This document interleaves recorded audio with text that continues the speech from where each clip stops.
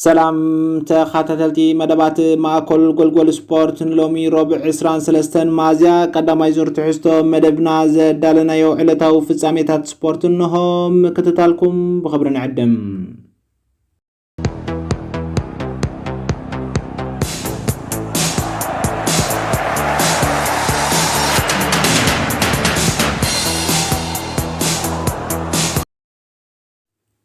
اسبانياويت كلب بارسلونا تمال مشات زكايرتو ناي 33 سومن مدبا عوتا مزغيبا كاب دحريا زلا ريال مدريد بشوعتنت بهاديما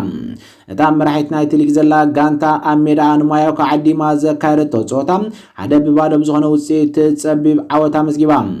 አሰልጣን ሃንስ ፍሊክ ንፍርያት አካዳሚታ ክለብ አንሱ ፋቲ ድሕሪ ነዊሕ ግዜ ምስ ቀዳሞት 11 ተሰለፍቲ ናብ ሜዳ አውሪድዩ ነቲ ጸወታ ፈሊሞም ሜዳ ባርሴሎና ኦሎምፒክ ዘሰላሰለ ጸወታ ተዓዳሚት ክለብ ብልዑል ናህሪ ብምብጋስ ኣብተን ቀዳሞት 10 ደቂቕ 74 ሚታዊት ሚዛን ጸወታ ሒዛ ትረአ ነይራ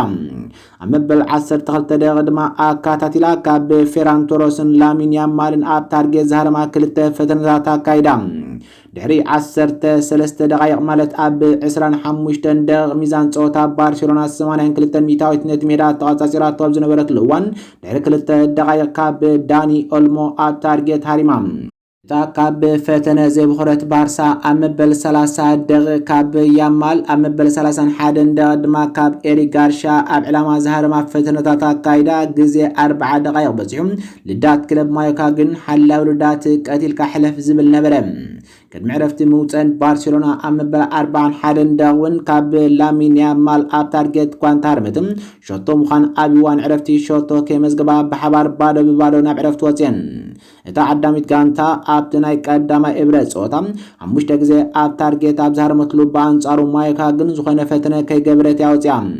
ኣብ ካልኣይ እብረ ዝቐጸለ ጸወታ ባርሴሎና ምልስ ኢላ ኣብ ሜዳ ሓንቲ ደቂቕ ጥራሕ ጸኒሓ ልዳት ክለብ ማዮካ ክፈርሰላ ትረኣዩ እታ ኣብ 46 ደቂቕ ዝተመዝገበት ሾቶ ጋቢ ዓባይ ዕድል ፈጢሩ ንኤሪክ ጋርሻ ይብዎ ጋርሻ ብጸጋማይ ማእዝን ኮይኑ ናብ ልዳት ዝነበረ ዳኒ ኦልሞ ክህቦ ኪሉ እስፓኛዊ አከፋፋሊ ዳኒ ኦልሞ ድማ ንባርሴሎና ዝተዋሕሰት ጽቡቕ ሾቶ ብምዝጋብ ክለቡ ኣብ ሜዳ ሓደ ብባዶ ክትመርሕ ኣኽኢልዋ ኣብቲ 45,602 ተዓዘብቲ ዝነበርዎ ሜዳ ባርሳ ኣብ 50 ደቂቕ ካብ አንሱ ፋቲ ዘካየደት ኣብ ታርጌት ዝሃርመት ፈተነ ድሕሪ ምክያዳ ዝኾነ ሓያል ፈተነ ከይገበራ ናብ 80 ደቂቕ ገጹ ተጸጊዑ ኣብ 79 ደቂቕ ባርሳ ካብ ያማል ኣዝያ ሓደገኛ ፈተነ ኣብ ዘካየደትሉ ኣብ መበል 84 ደቂቕ ድማ ካብ ፓው ቪክቶር ካብ ኤሪክ ጋርሻ ኣብ 85 ደቂቕ ደጊማ ካብ ላሚን ያማል ኣካታቲላ ንልዳት ኳሕኪሓት እኳ እንተነበረት ክሳብ 9 ደቂቕ ግን ዝኽፈት ኣይነበረን زيكازي أبتوسخ جزيون بارسلونا أم بلتيس عن حادن دا كاب فرمين لوبز فتنة أكايدا حلا ولدات كلب مايوكا ليو رومانجن جغنا نايت صوتا بمخان 10 تغلط أب تارجي زارم فتنة خايدلو حانت ترحاق تحالفو كيلان صوتا حانت شوتو تمزجيبوا تزازيمو بارسا أب ميدا مقورغن كاد سبب عوتا مزجيبا كاب سالسان سلستان سومن سب عن شدشتن نت باكيبا كاب دعري عزلا مادريد بشوعات نت بي حاديما نتليك تمرحولام بتوسخ بارسلونا زمت قدام انصار ريال مدريد اب ناي فصامي صوتا كوبا دير لي اب ميدا سيفيا تصاوتو اب گطم يصبيالو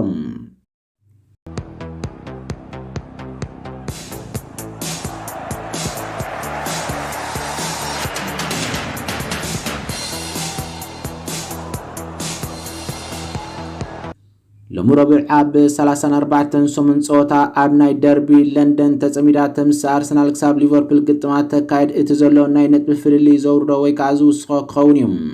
ارسنال اب ميدان كريستال بالاس عديما تكايدو صوتا قدم مكيادوم امونغوزن ناي لندن كلبات زلو حقታት نرئم كريستال بالاس اب زحلفه 31 عامታት ካብ ሜዳው ጻይ አንጻር አርሰናል ዘመዝገበቶም ከዓወትም ብዕለት 21 ማዝያ 2019 ዓወታ መዝጊባ ነይራ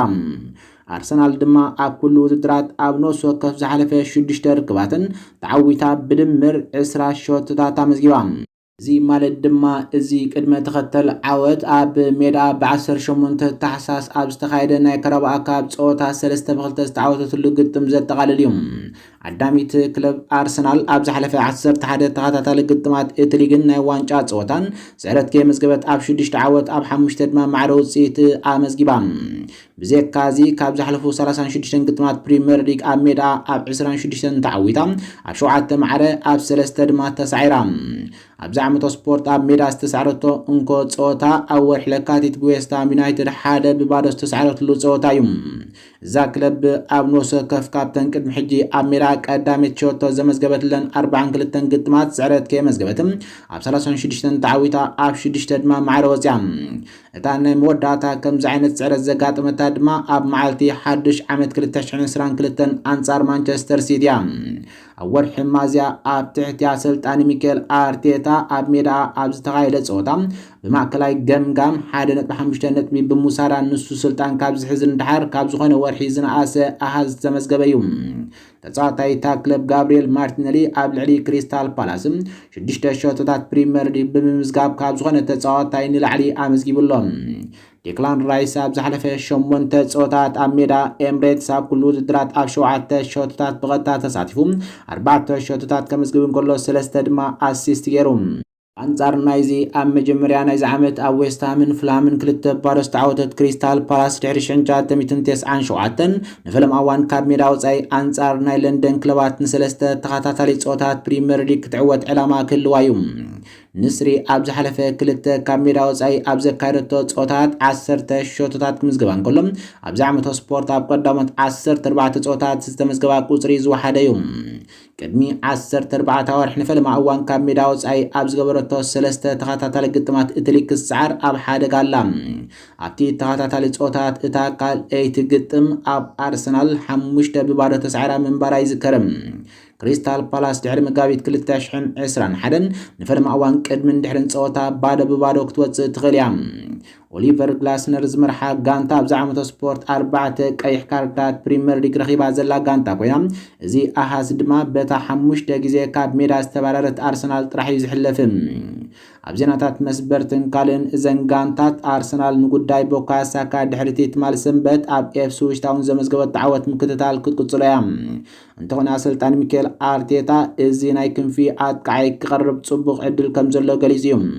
ريكاردو كالافيوري جورجينيو غابرييل جوسوس غابرييل ماغلاشم كاي هافارتز تاكيرو تومياسوغن كاب صوتاو صاي كوينم زلويم بزيكازي تخلخلاي كلب كريستال بالاس كريس ريتشاردس أنصار بورماز قيح كارد دحر موسارون حدا صوتا مقصعتي كلويم بلقح كاب تشيلسي زمزه بين تشيلويل بسنك حمام أطاري كخون كلهم جادي ريادن تشاي كدوكورن دمان نوح وان كاب صوتاو صاي كوينم اللوم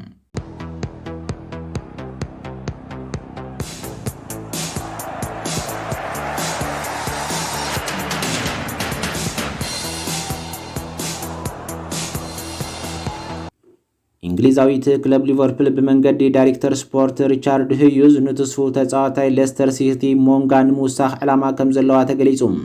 ቅድሚ ሕጂ ሪዮ ንጉምሃ ኣብ ግዜ ሪቻርድ ሂዩዝ ካብ ቸልሲ ኣብ ዝተሰጋገረሉ ኣብ ሜዳ አንፊልድ ዝያዳ መሳቲ ተወሳኺ ተጻዋታይ ምዃኑ ዘየካትዕ ኮይኑ ተራእዩሎም ንጉምሃ ኣብ ግጥም ኤፍኤ ካብ ሊቨርፑል አንጻር አክሪንግተን 4 ብባዶ ኣብ ሳዕሮት ልግጥም ከም ተጻዋታይ ጀማሪ ኮይኑ ንፈልማ ግዜ ፕሮፌሽናል ጸወቱ አካይዲዮም ሕጅድ ማ በመሰረት ጋዜጣ ፊቻስ ሊቨርፑል ናጥቃይ ሌስተር ሲቲ ሞንጋን ምፍራምስ ማንቸስተር ሲቲ ተቃለስ ከም ዘላን ናብ አንፊልድ ንምምጻድ ማ ውዕል ክትሰማዕ ድልውትያ ብምባል ተረድም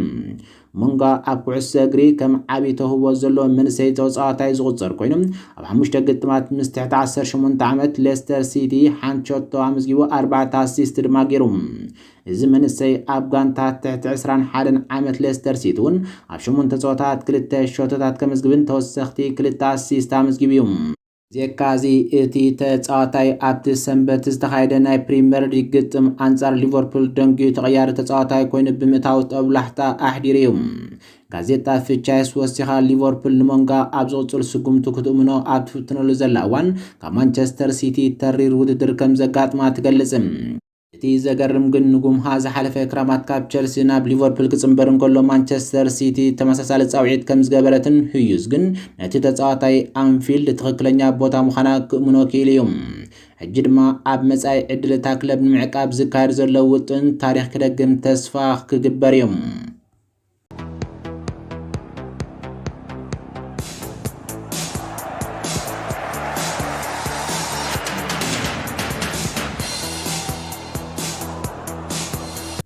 እንግሊዛዊት ክለብ ማንቸስተር ዩናይትድ ንወዲ 17 ዓመት አርጀንቲናዊ ተጻዋታይ ማስታንቱኖ ንምዕላብ ምስ ቸልሲን ሪያል ማድሪድን ክትቃለስ ተገዳስነት ከም ዘለዋ ተገሊጹ። ማንቸስተር ዩናይትድ ድሕሪ ተስፋ ዘቑርጽ ዓመተ ስፖርት ሩበን አሞሪም መስመር መጥቃዕቱ ክዕቢ መደብ ስለ ዘለዎ ሓደ ካብቶም ዝለዓለ ደረጃ ዘለዎ መንስያት ዓለም ንምግዓዝ ተሓስብ ኣላ። ትማል ሰንበት ኣብ ሜዳ ቦልቭዝ 1-0 ዝተሰዓረት ዩናይትድ መበል 13 ደረጃ ክስራዕ እንከላ ኣብ ካልእ ድማ ብዘካ ኤውሮፓ ሊግ ካብ ኩሉ ውድድራት ወፅያ ኣላ። ድሕሪ ትግጥም ኣሰልጣኒ ማንቸስተር ዩናይትድ ሩበን አሞሪም ጋንቱ ሸቶታት ክተመዝግብ ዘይምኽኣላ እቲ ቀንዲ ምኽንያት ኣብ ታሕተዋይ ደረጃ ክስራዕ ከም ዘኽኣላ ይዛረብ። እዛ ክለብ ኣብዚ ዓመተ ስፖርት ኣብ 33 ፀወታት ፕሪምየር ሊግ 38 ሸቶታት ብምምዝጋብ ካብ ከም በዓል ቶተንሃምን ወልቭዝን ዘመዝገቦ ሸቶታት ዝወሓደ እዩ። እዚ ድማ እታ ክለብ ድሮን ኣጥቃዒ ኤፕስዊች ታውን ሊያም ደላብን ኣጥቃዒ ወልቭዝ ማቲዎስ ኩንያን ኣጥቃዒ ናፖሊ ቪክቶር ኦስሜንን ውዕላት ኣብ ምግባር ትሰርሕ ኣላ። ሕጂ ድማ እታ ክለብ ንውልዶ ተጻዋታይ ሪቨር ፕሌት ፍራንኮ ማስታንቱኖውን ትጥምቶ ከም ዘላ ተረጋጊጹሎም። እዚ ተጻዋታይ 38 ሚልዮን ፓውንድ ዝግመት ናይ መፋቲ ዓንቀጽ ዘለዎ ከም ዝኾነን እዚ ድማ ኣብ ታሪኽ እታ ክለብ ዝለዓለ ገንዘብ እዩ። ብዘካ እዚ ቸልሲ፣ ሪያል ማድሪድ፣ ባርሴሎና፣ አትሌቲኮ ማድሪድ፣ ኢንተር ሚላን እውን ኣብ ኣሰር ናይ ዝወዲ 17 ዓመት ተጻዋታይ ከም ዘለዋ ይንገርም። እዚ ተስፉ ተጻዋታይ ኣብ ለካቲት 2024 ኣብ 16 ዓመትን 5 ወርሕን 25 መዓልትን ጥራሕ ሸቶ ብምቑፃርም ኣብ ክለቡ ዝነኣሰ ኣመዝጋቢ ሸቶ ኮይኑሎም። ማስታንቱኖ ድሕሪ ተጻዋታይ ቸልሲ ኤንዞ ፈርናንደዝን ተጻዋታይ አትሌቲኮ ጁሊያን አልቫሬዝን ካብ ዝተመረቑሉ ፍሉጥ ኣካዳሚ ሪቨር ፕሌት ዝወፀ ተስፉ ተጻዋታይ እዩ። ድሮ ኣብ ትሕቲ 17 ዓመትን ትሕቲ 21 ዓመት ምስ ኣርጀንቲና ዝተሳተፈ ማስታንቱኖ ኣብ ዝመፅእ ዓመተ ስፖርት ሙሉእ ናይ መጀመርታ ፀወቱ ብምክያድ ኣብ ዝመፅእ ዋንጫ ዓለም ድማ ኣብ ጋንታ ሊዮነል ስካሎኒ ክኣቱ ትፅቢት ይግበረሉ።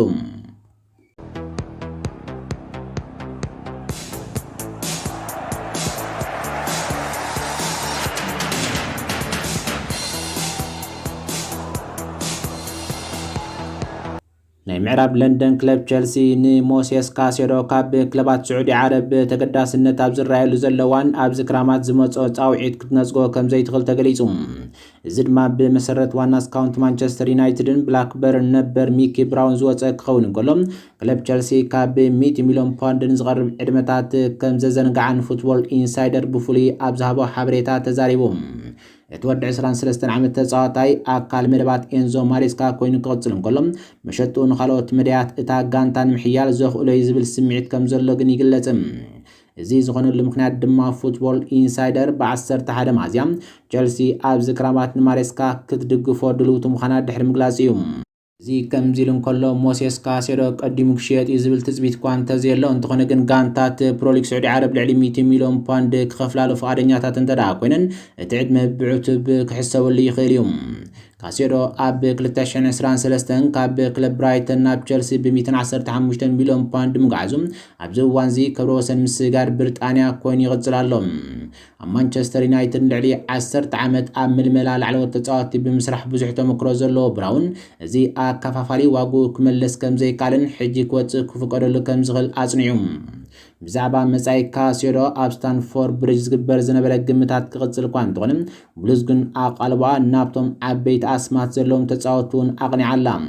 ኣብዚ ድማ ኣከፋፋሊ እታ ክለብ ነበር ኬቨን ዶብሮይን ካብ ማንቸስተር ሲቲን ክወፅእ ኣብ ዝቐርበሉ ዘሎ እዋን ቸልሲ ነቲ ተጻዋታይ ክተፈርሞ ድሌት ከም ዘለዋ ጸብጻባት ገሊጾም እዮም።